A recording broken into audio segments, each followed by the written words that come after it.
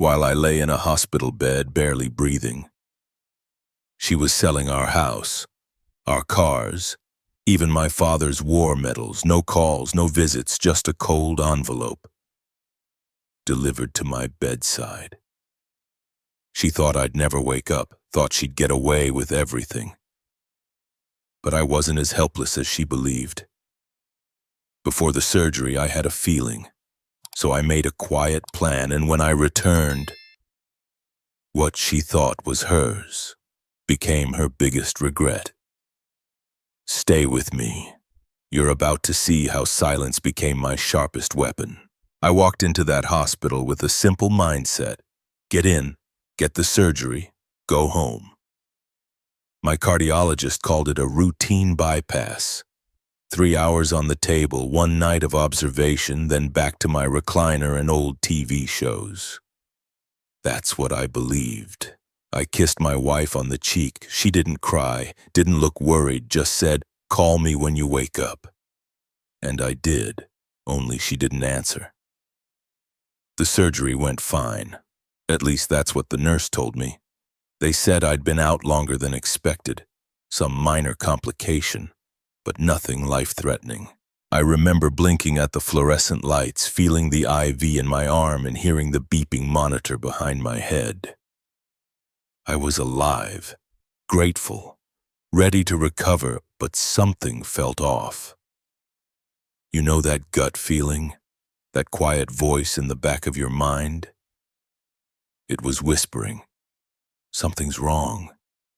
Not about my heart, about her. I reached for my phone on the nightstand. It wasn't there. I asked the nurse. She said my wife had taken it for safety, then handed me a plain white envelope. Inside was a legal document, title transfer, our house, signed away, dated 2 days after my surgery. No note, no explanation, just signatures and silence. That's when it hit me. This wasn't just about property, this was betrayal, cold, calculated, and I wasn't going to let it stand. She thought I was too weak to fight back. But I had more strength than she imagined, not in my body, but in what I had prepared before I ever went under the knife. Let me take you back a few months. Because what she didn't know was that I'd seen this coming. 3 months before the surgery, she started changing. Not loud, not obvious, but small things. You notice when you've been married for 30 years. She stopped joining me for coffee in the morning. Her phone never left her hand. Passwords changed. Appointments she didn't explain. And once I found a real estate brochure under a stack of magazines. When I asked her about it, she said, "Just browsing. We'll need something smaller someday." Back then, I believed her. But something inside me stirred. So I made copies of all our financial records, every account, every policy. I opened a small private account just in my name. Not because I thought she would do something like this, but because I had seen friends blindsided before. I never thought I'd be one of them. Lying in that hospital bed, holding that property transfer, I knew she hadn't just left me. She planned it, down to the day. She sold our home while I was unconscious. The house my father built with his bare hands. The one I spent 40 years paying off. Gone. I buzzed the nurse and asked for a printed list of visitors from the front desk. My wife hadn't checked in once since the surgery. Not one visit. But her name was on the file, as someone who had picked up my belongings. She took my phone, my keys, even my wedding ring. At that point, I wasn't angry, not yet. I was stunned, still trying to process how deep the betrayal ran. But that feeling didn't last long, because right after that, I remembered something. I had set up a cloud folder months ago, encrypted, hidden, and inside was everything I'd need to fight back. That cloud folder, it wasn't just a backup. It was insurance. Something I created after watching a buddy of mine lose everything in a nasty divorce at 62. Inside, I had scans of our marriage license, titles to both properties, bank statements going back 5 years, copies of emails, some she thought were deleted, and a list of all the accounts I had access to, and those she didn't know about didn't. I also had a voice recording, a short one. Me, sitting in my truck one night saying, "If anything ever happens to me, and something doesn't feel right." This is where the truth begins. I listened to it again from my hospital bed. It hit different now, like a version of myself warning me from the past. That night, I asked the nurse to help me log into a laptop. I emailed everything to my attorney. Then I made one more move.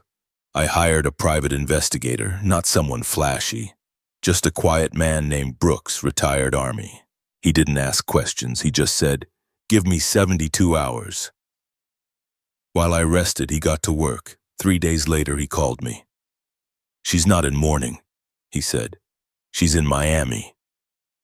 She was spotted at a waterfront restaurant with a man I didn't recognize, holding hands, laughing, wearing the necklace I gave her on our 25th anniversary. And the house?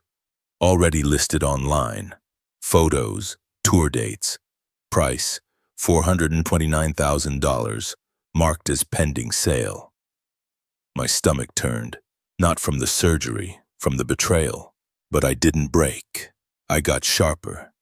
Because now it wasn't about heartbreak. It was about justice, and I was just getting started. I didn't yell, didn't scream, didn't even call her. Instead, I called someone who mattered, my lawyer. He'd been with me through the ups and downs, helped me write my first will, handled the title on our second home, and more importantly, he knew how to fight quietly. We met virtually. He on his laptop, me from a hospital bed.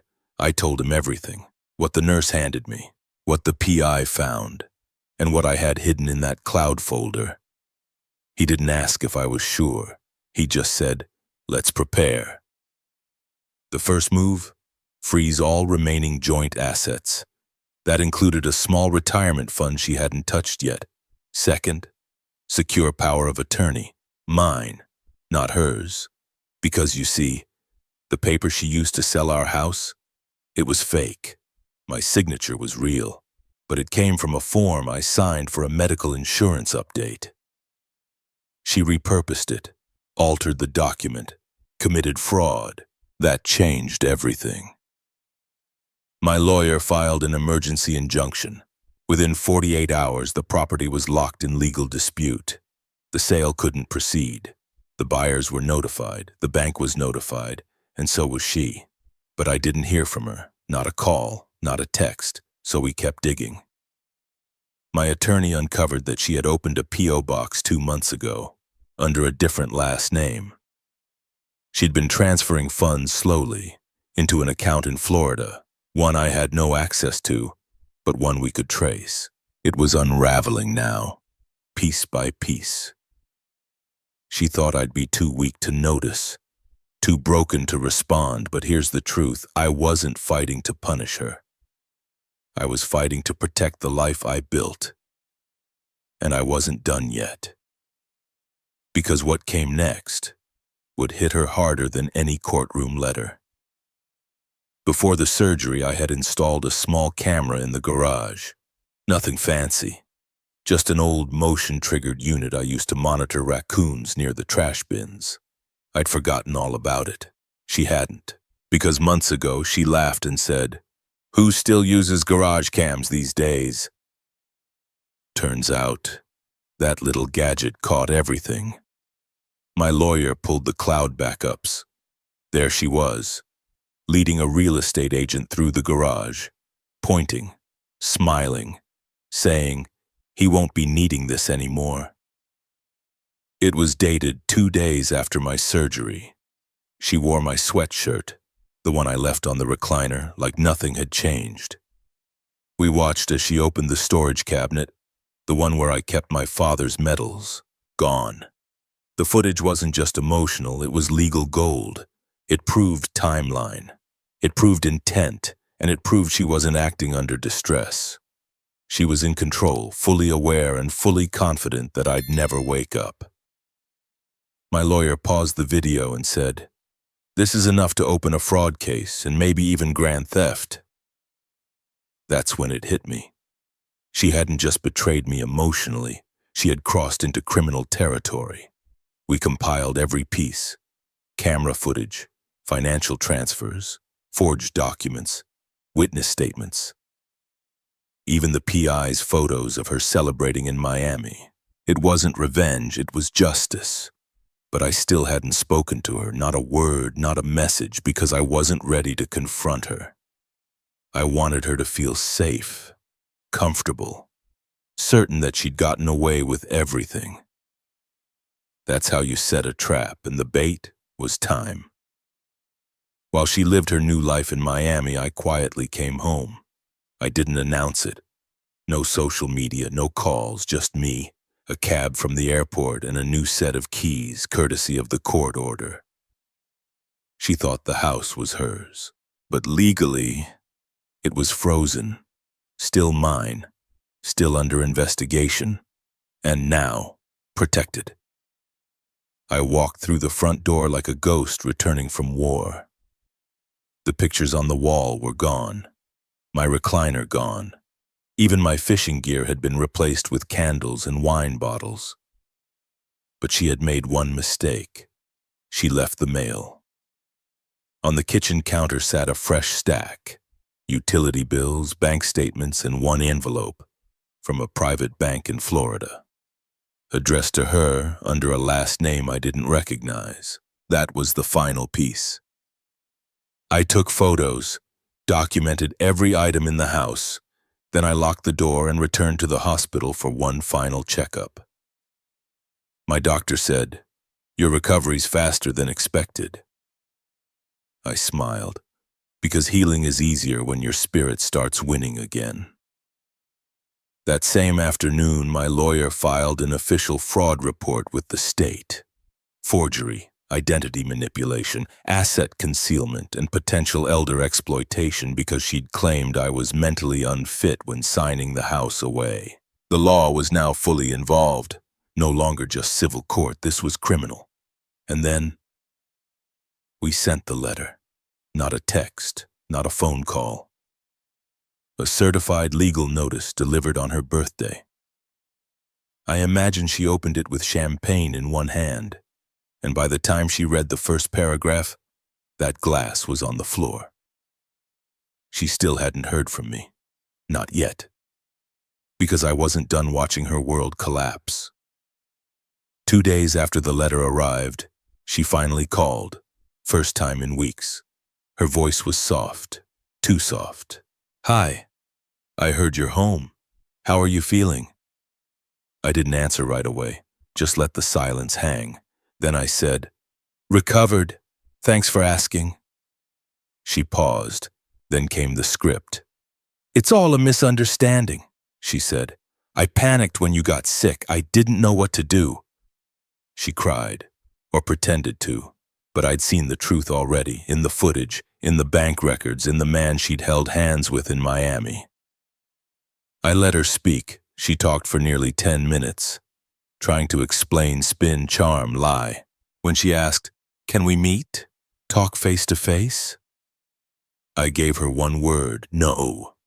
That's when her tone changed, the warmth drained, the mask cracked. "You think you can ruin me with a few papers?" she hissed. "I've seen worse men fall harder." I stayed calm. That's what shook her most. She was expecting rage. What she got was strategy. That evening, my attorney forwarded me an email. She had hired her own lawyer, one of those flashy types with commercials on late-night TV.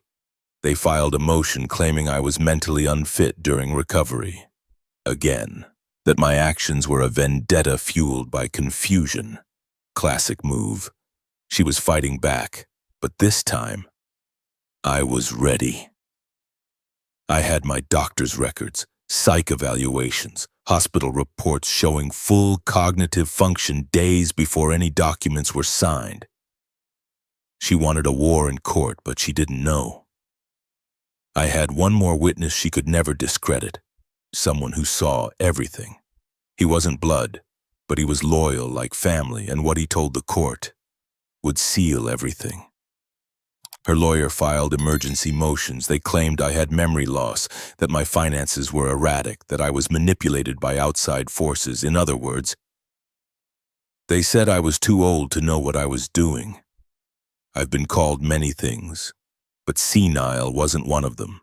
Still, I said nothing publicly, no social media, no phone calls to mutual friends. I let her build her story, while mine stood on facts. And then came the hearing. She showed up in a cream suit, hair perfect, smile fake.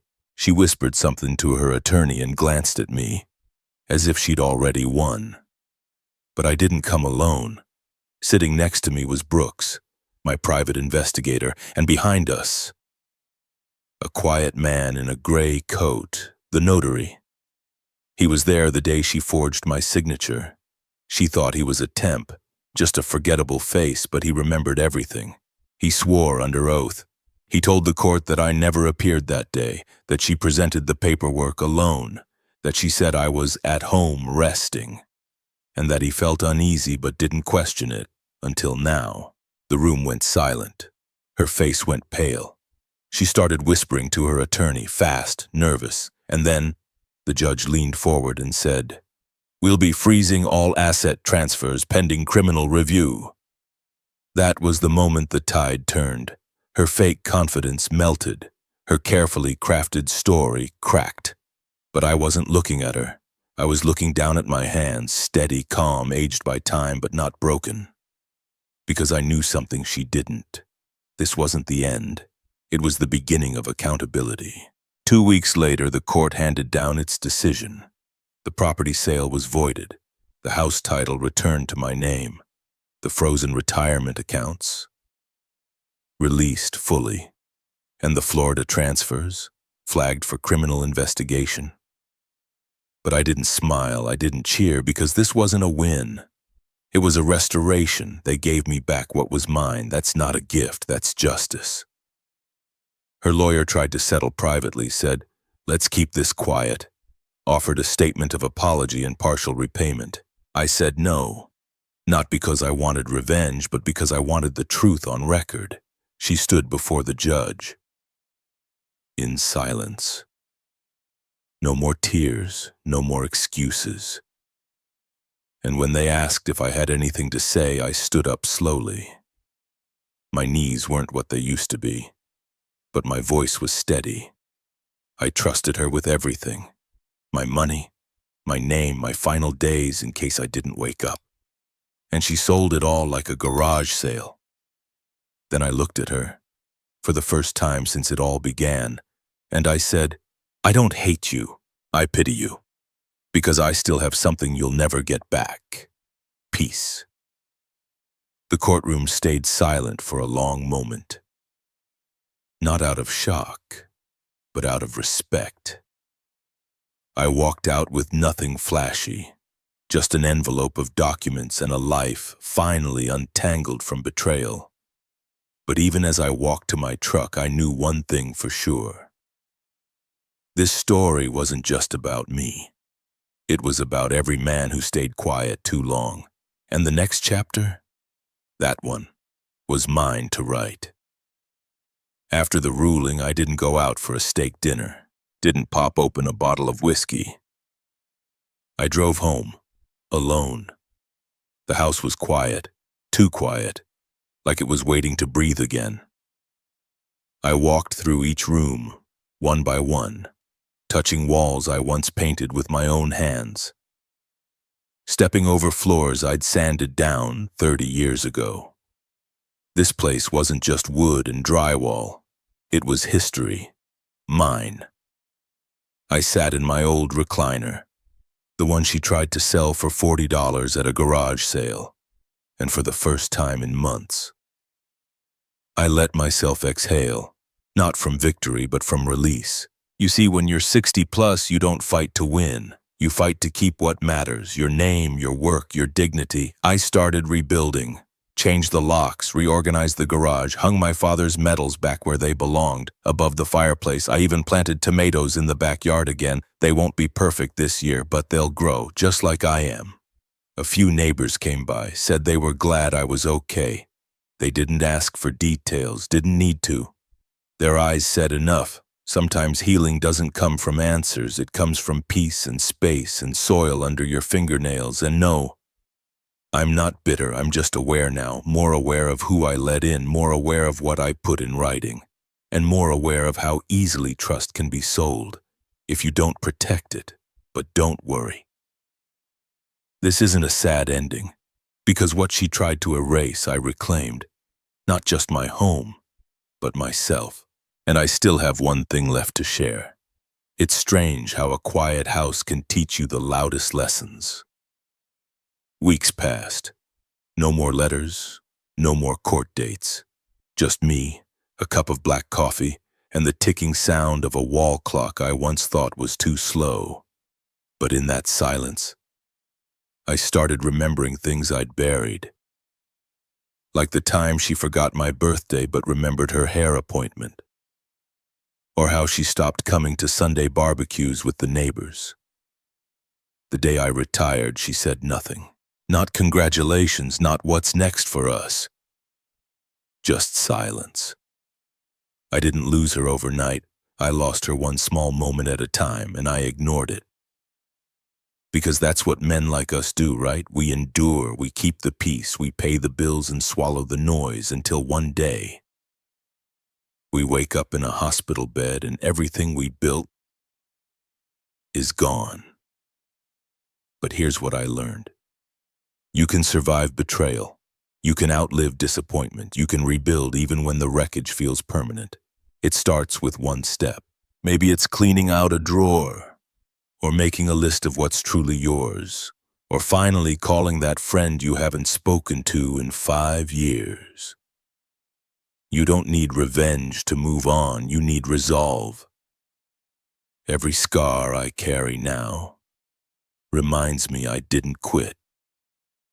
And no matter what age we are, there's always something left to claim, not in court, but in life. So if you're listening to this and something in your gut says, this feels too familiar, don't wait, start preparing now. Not out of fear, but out of respect for the man you still are. Because in the end, no one can steal your future unless you let them. Not every man gets a second chance. Some don't wake up from that hospital bed. Some never see the betrayal until it's too late. And some never find the strength to fight back. But I did, and not because I'm special, but because I finally stopped ignoring the signs. I stopped making excuses. Stopped hoping things would fix themselves.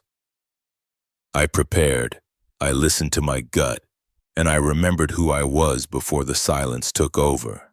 She tried to write me off like an old chapter.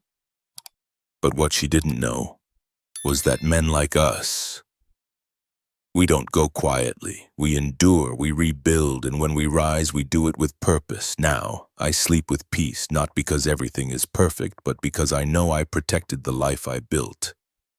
With my own hands, my own name, and my own dignity. So if you're listening to this and something in your life feels off, don't ignore it.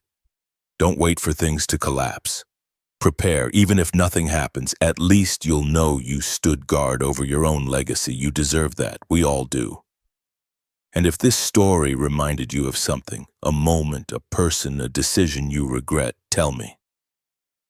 You're not alone. Leave a comment. Let's talk man to man. Because sometimes the strongest thing you can do is speak your truth, even if your voice shakes. Thanks for staying with me. This isn't just my story, it's ours. And maybe, just maybe, the best part of it is still ahead.